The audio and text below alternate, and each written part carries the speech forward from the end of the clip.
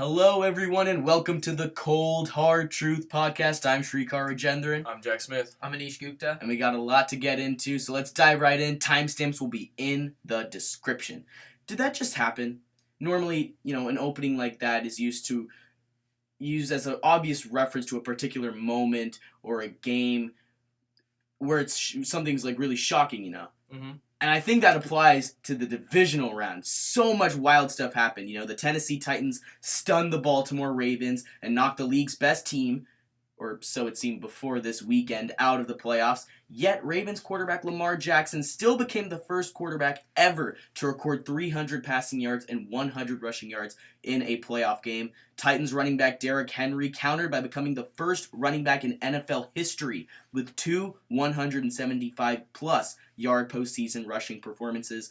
The Houston Texans and Kansas City Chiefs decided the Ravens-Titans outcome wasn't enough of a surprise. The Texans built a 24-0 lead, and then the Chiefs roared back 41 unanswered points. Wild stuff. So let's get right into our divisional round recap, some of the hottest topics that happened over this past weekend. Starting off with the Titans. The Titans continue to roll with Henry, and yes, Ryan Tannehill leading the way. Henry deserves the Lions' share of credit, of course, since he ran pretty much roughshod over the Titans' first two playoff opponents. The league's leading rusher, he carried the ball 64 times for 367 yards against the Ravens and New England Patriots. Conversely, Tannehill didn't throw for more than 88 yards in either contest. But his recent performances, they kind of hide the fact that he led the NFL in both yards per attempt and quarterback rating during the regular season. Has everyone seen Tannehill enough to give him a long-term contract? I think first let's recap the game, because I think you both said Ravens in a blowout. I told you, don't sleep on Tennessee. I did not say Ravens a blowout. I said I thought Ravens were going to win, and I said it could be closer than people think. Okay. It was a lot closer than people thought it was going to be. I told you, do not sleep on Tennessee. Since last year, and I'm not even talking 2019, I'm talking the 2018 season. Derrick Henry, the final 4 games of the year, had 500 rushing yards. No one said anything about it. Everyone said it was a fluke. Everyone said, including you, Jack, said it was a fluke. I said no. Wait till this year. He's going to finally become that workhorse now that DeMarco Murray is long gone. He's their workhorse back, and what did it show? He became the rushing title. He earned the rushing title, and he has the rushing touchdowns title, which is not Aaron Jones. He has 16. Aaron Jones has 14. Yes. So Derrick Henry has literally put this team on his back, right? And yes, it has been Tannehill too. And the thing is with this team, you can't just commit to the run or commit to the pass, because the Ravens actually had a good plan early on. They committed to the run and they slowed Derrick Henry for pretty much the first quarter. I think we can all agree on that. And they caused Tannehill to throw the ball. And what did he do? 2 darts, one to Jonnu Smith and one Khalif to Freeman. Yeah, Khalif Freeman, whoever that is. But he found a way to get it to those 2 guys. And they went up 14-0, and the crowd was just absolutely stunned because it wasn't Derrick Henry. It was Ryan Tannehill, right? Though he had 88 passing yards, he still had 3 touchdowns, no turnovers, right? And it didn't really matter how many yards he had because they were still able to march down the field and they kept the crowd at bay. And I think that's how they ultimately won this game. And you say Lamar Jackson, I think they were inflated that game. Really, he was throwing 60 times, and he was down pretty much the entire second half. And then Derrick Henry, again, best second half running back, I think we've seen in a very long time, just carried it on. I think the Titans, they have a real chance against Kansas City. Yeah, more on Lamar in a bit, but I think in my opinion, why would you mess with success? Because, Tannehill's been winning. He's a winning quarterback. No, but not only that. You're not going to get rid of a winning quarterback. I thought you were talking about Baltimore, though. I said this, I think, a few weeks ago on the podcast, too. Why would you... I think benching Lamar Jackson week 17 had a lot to do with it because you stopped so much momentum there, and 3 weeks of rest is a lot. Like I said, again, the Packers in, I believe it was 2011, Rodgers had a 15-1 record right after winning the Super Bowl. And what did they do? They rested him for 3 weeks, and they got blown out by the Giants. So I see a lot of New York Giants in this Tennessee team. Well, I don't see a problem with benching Lamar for a week. The problem is coming back and setting the NFL record for most attempts by a quarterback with 79, including 59 passes and 20 rushes. If he was rusty, like you said he was after a week after I didn't say he was rusty. Benched. I say the momentum was gone.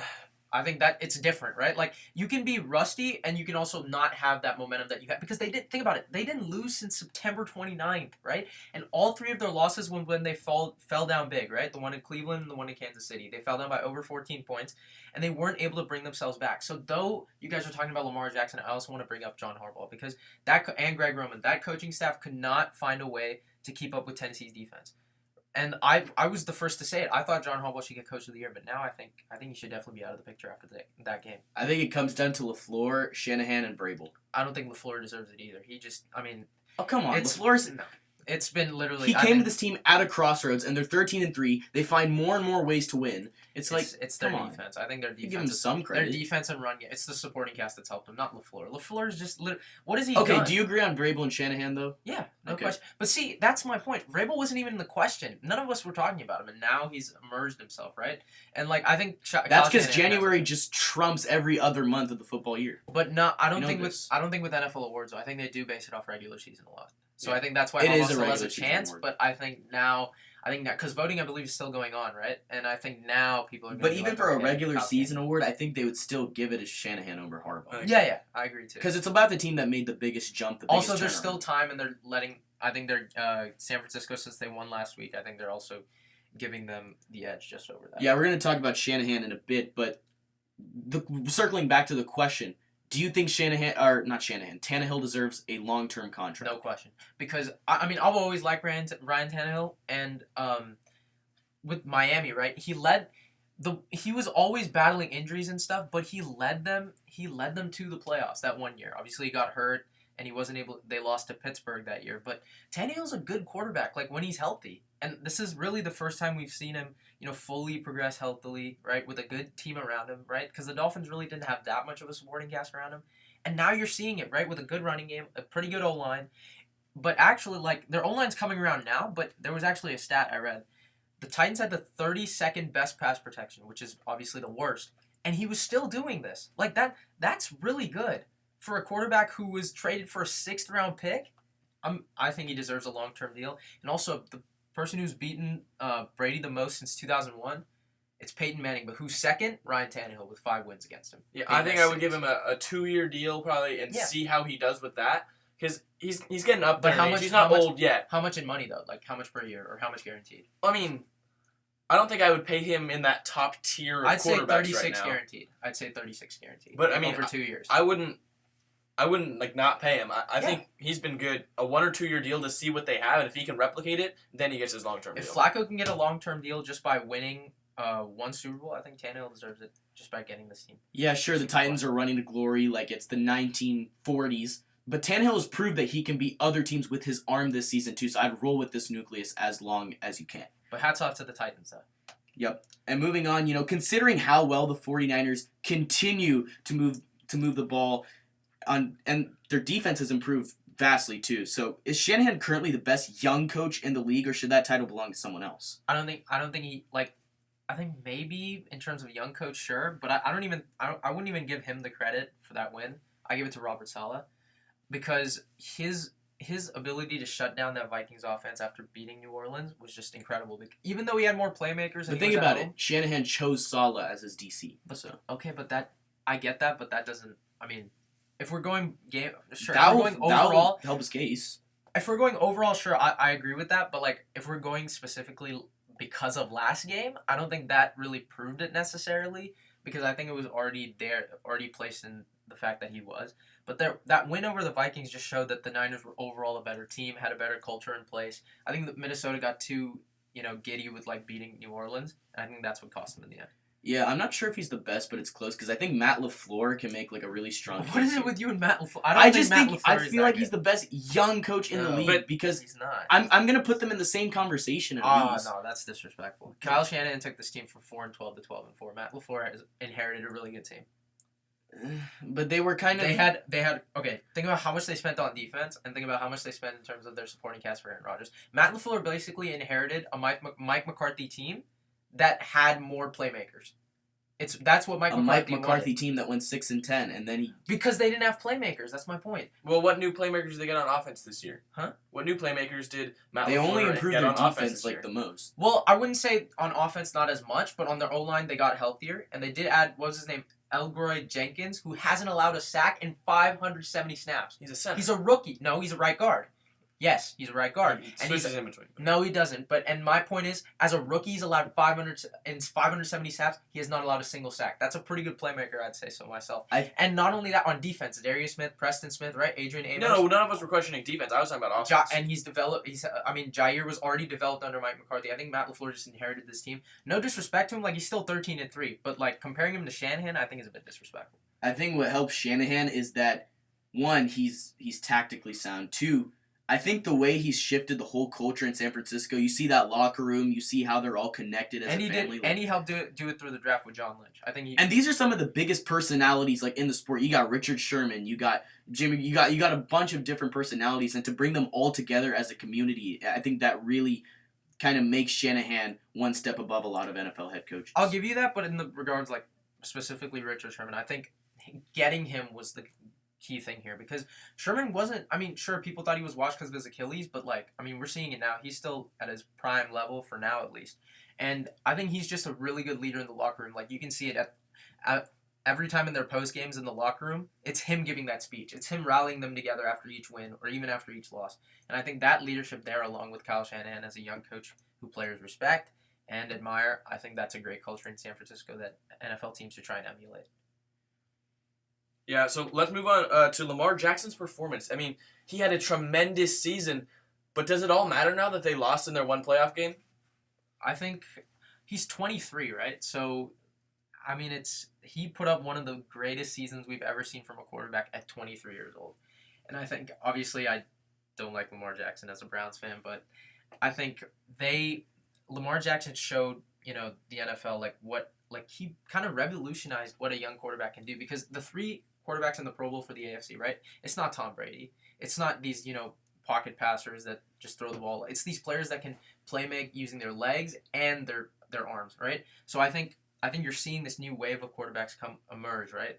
And I think his season overall, I think it just showed that him as these young quarterbacks can really take over the league. And despite the playoff loss, it's going to stick with him. I think it's going to stick with him all the way until next year's postseason, if they can even get back to it, because the AFC North is going to get more competitive with Joe Burrow coming in for Cincinnati. The Steelers get more healthy. Obviously, the Browns finally have maybe a good coach. I don't know, but I think with the Steelers... Who's the Steelers quarterback?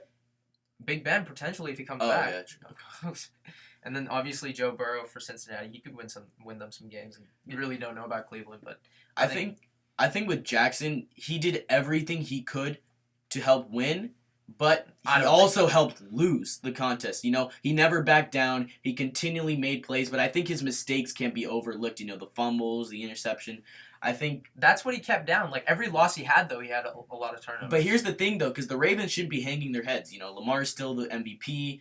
You still got the Ravens are still a good team, but they were just beaten by a better coached and a more disciplined squad. Yeah, so they got out-coached for sure, but they were the better team.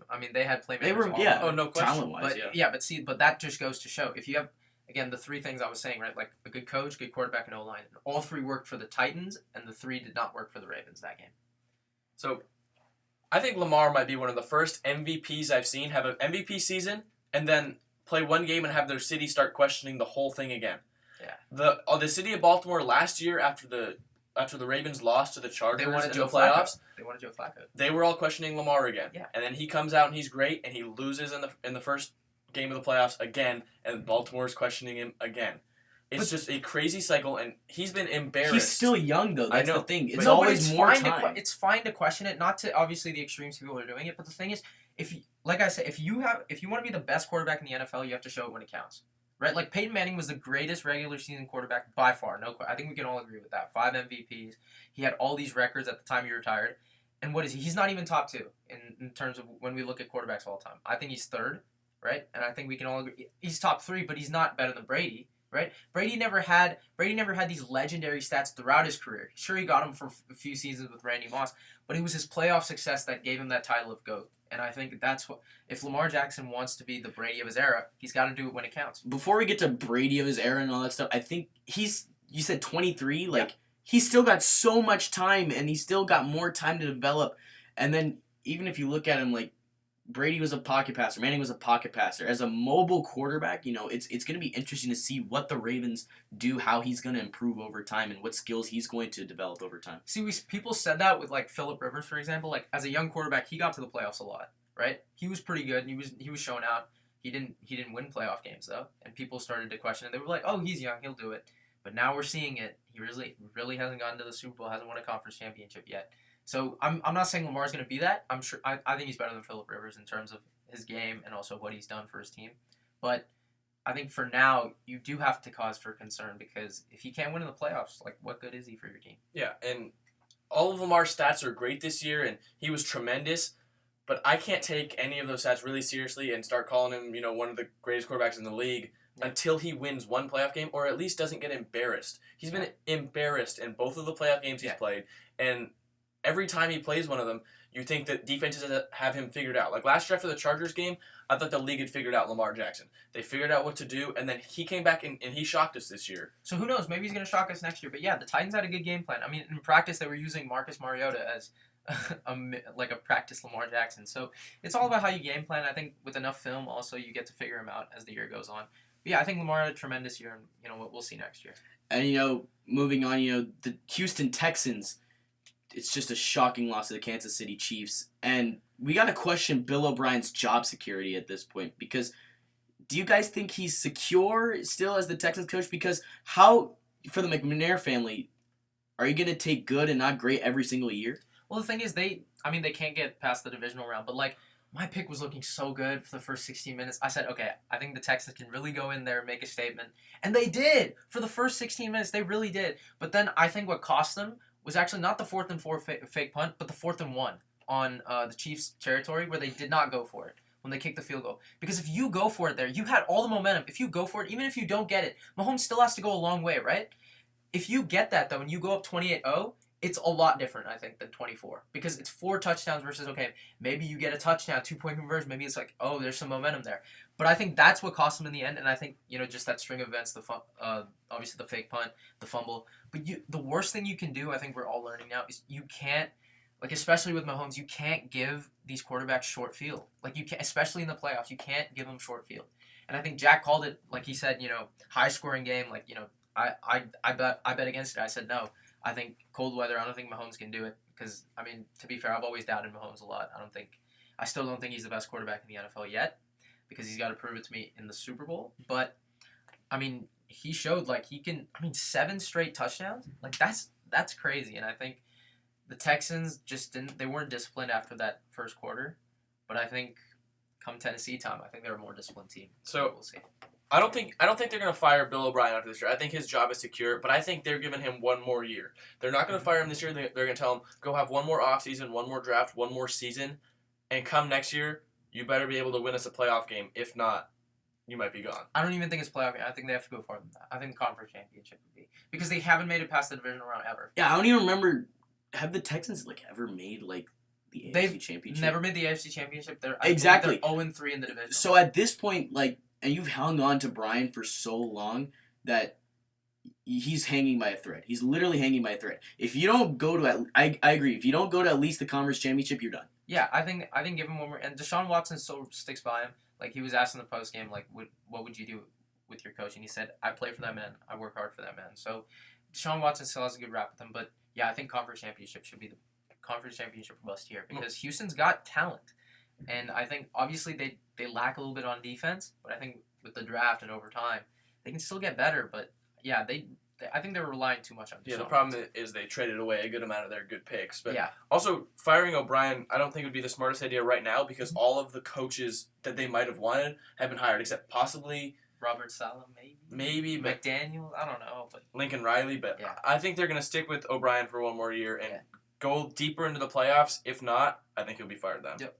And Zadarius Smith he's definitely improved this year. And I think a lot of people think he was worthy of a Pro Bowl, All-Pro, and he got snubbed this year. And he made that known as he wore a Pro Bowl snubbed shirt in the Seahawks-Packers game. Do you guys think he did get snubbed? And do you guys think maybe he was going over the top by wearing the shirt? I think the Pro Bowl is probably the most useless thing in the NFL because it is a complete It's completely decided by the fans, first of all, and so it's just a popularity contest. I agree with that aspect, but come on, man, useless? Useless. I don't think so. Do you watch the Pro Bowl? No, I don't watch the Pro Bowl, but I think it does go into account when they look at Hall of Fame, right? Being selected to the Pro Bowl, I think, it's a good honor. But the so problem, that's why it's a big. But that's why it's a big deal, yeah. But the problem is, I don't think you can call it snub because it's by the people. It's not like he was snubbed by the NFL or by the writers' associations. It was by the people, and so I don't think you can call it snub because it's just the people making dumb choices. Well, the thing is, we saw this quick point, Jack. Like we saw this with Justin Simmons, right? Yeah. The safety for the Broncos. He's not that popular, right? So people didn't pick him. But the NFLPA still put him for All-Pro, right? Yeah. So Zadarius Smith could have still got the All-Pro. But if you look at the list here, right, it's Cameron Jordan, Nick Bosa, and Danielle Hunter. Can we all agree that they had a better season than Zadarius Smith? So it's very hard, right, for these people. And I think he also plays outside linebacker. So if you go outside linebacker, he might have had a better season than Khalil Mack. It's close.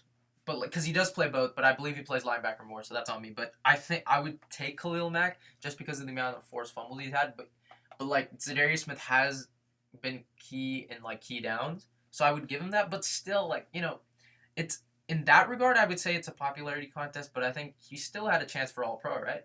I think he still had a chance. Khalil Mack had 8.5 sacks this year. But see, you can go by forced fumbles. Yeah. This season he had 5 forced fumbles. That's a pretty high amount. 8.5 sacks, and let's see if they have tackles for loss on here. And it doesn't really Zadarius Smith. The Pro Bowl selection, I get it. I agree with you. I think Khalil Mack out of the 3, Shaq Barrett, Chandler Jones. I think Khalil Mack would be the one that you might take out. But if he was that good, then NFLPA would probably put him in All-Pro honor. So, but I think just going back on the Green Bay Seattle game, can we agree? What a way to finish it out. Oh, for sure. I think, Packers had that lead up 28-10, and Seattle does what they do best. They just find a way to get back into the game. But I think those 2 key third downs, right? The one to Davante Adams and the one to Jimmy Graham. Which was a first down. It was a first down. They did get the stick. They got the stick wrong on the TV. But I think it just shows Aaron Rodgers he's still here, man. And heading into conference championship weekend, I just want to say this before we start going to the picks and all that.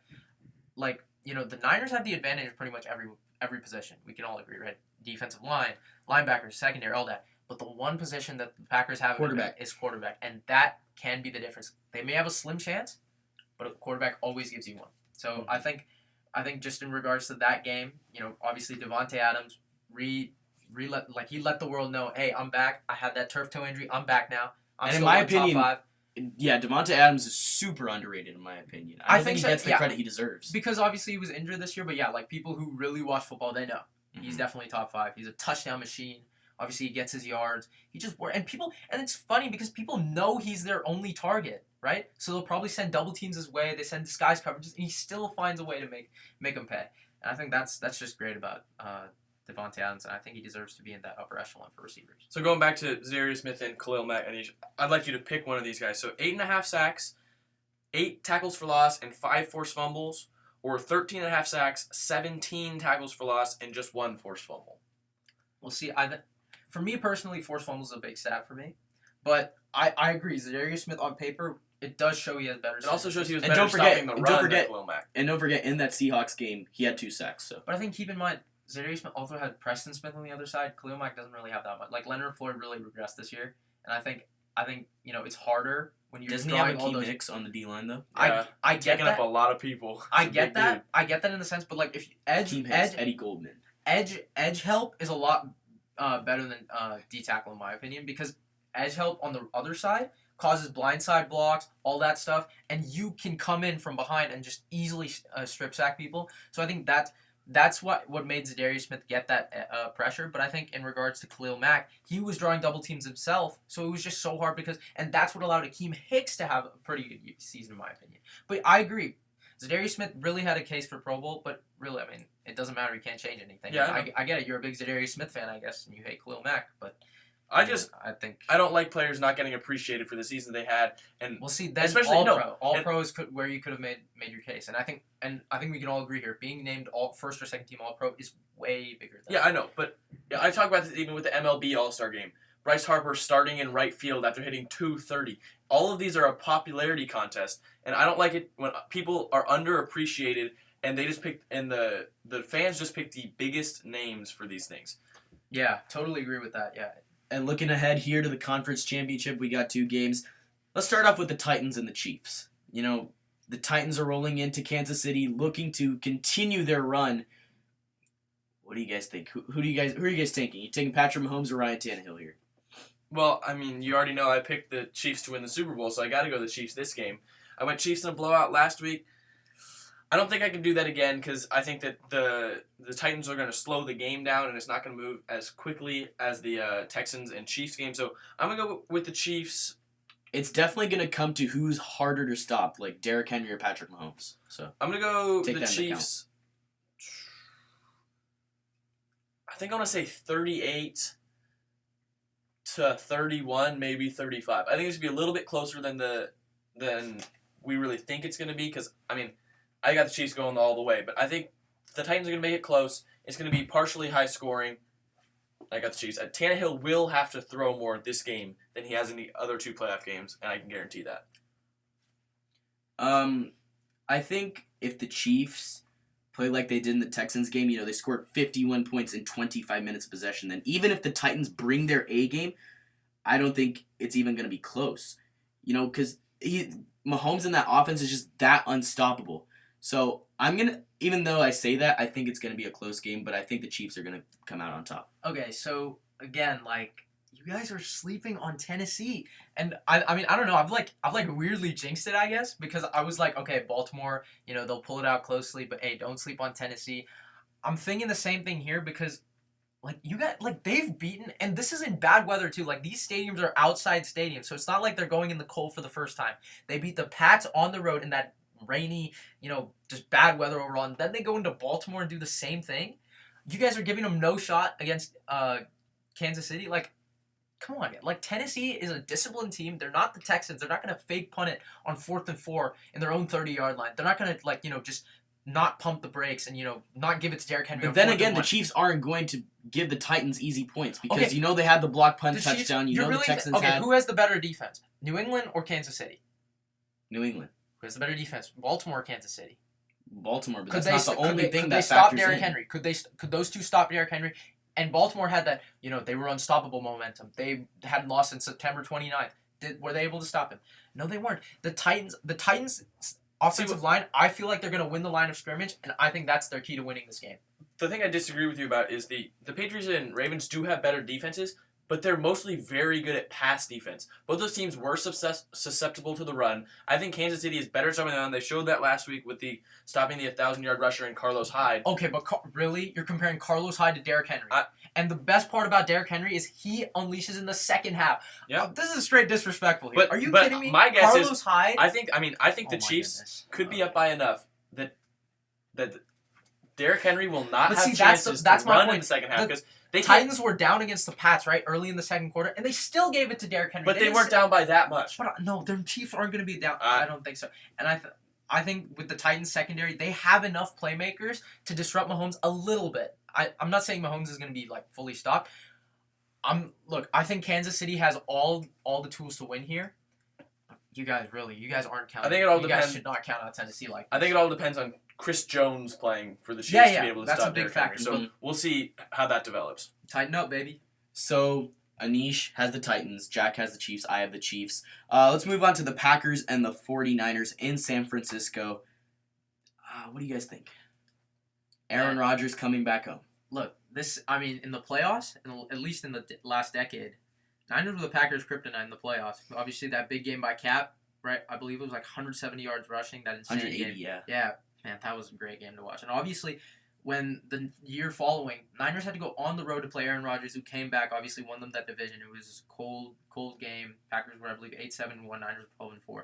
Niners pulled that one, too, off a game-winning drive from Colin Kaepernick.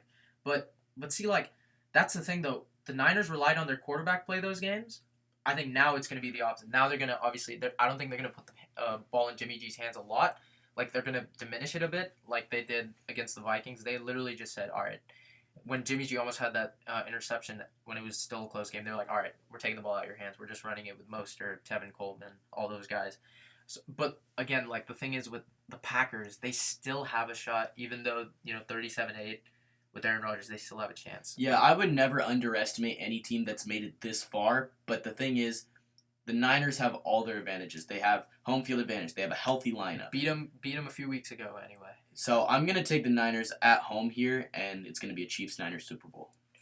So every time I think about how I'm going to predict this game, my head goes back to the previous Packers and Niners game because, But to this be honest, is a whole different I know. Packers To be honest, team. the Niners embarrassed them, and I don't think that's something Aaron Rodgers is going to let happen again. So that's why I don't want to pick the Niners in a blowout again, just because I think Aaron Rodgers will keep prepare. in mind, Devontae Adams was just coming Yeah. off that turf toe. He's looking a lot better now. And honestly, I'm not the biggest Niners fan because I feel like they could have done better throughout the year. I think they kind of stumbled into a couple wins. What? This has been an amazing. I know year it's been for an them. amazing team, but everyone's talking about they're the best team in the league, and I wasn't really seeing that. I think they They are. are. Their strength of schedule, like just like Baltimore had a hard schedule. They did too, right? They Yeah. played I believe they played the top 5 NFC teams, right? All of them except Yes. Philadelphia. But are they really? I think I would take Seattle over Philadelphia.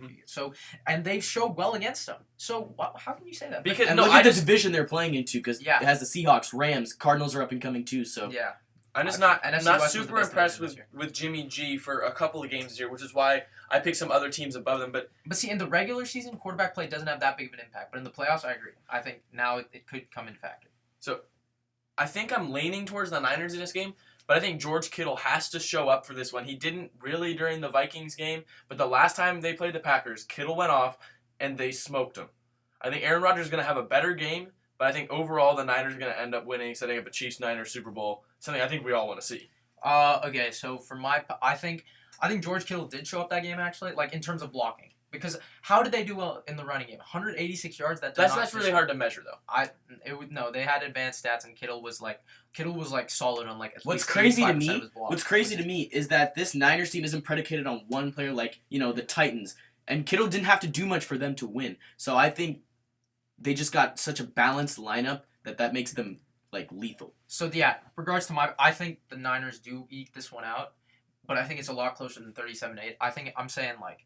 Maybe, So all three of us are saying yeah, Niners. 28-20. I feel like it's going to be like that. Aaron Rodgers might not be able to get it done in the final minutes, something like that. And then regards to Titans Chiefs, I was going to give my score maybe 28-24 Titans. All right, cool. And that's all the time we have today. Thank you guys for tuning in. Like and subscribe if you enjoyed the podcast, and we'll see you next time. Let us know who you think's going to win these playoff games in the comments below. We'll see what your predictions are and if they're right. Tighten up.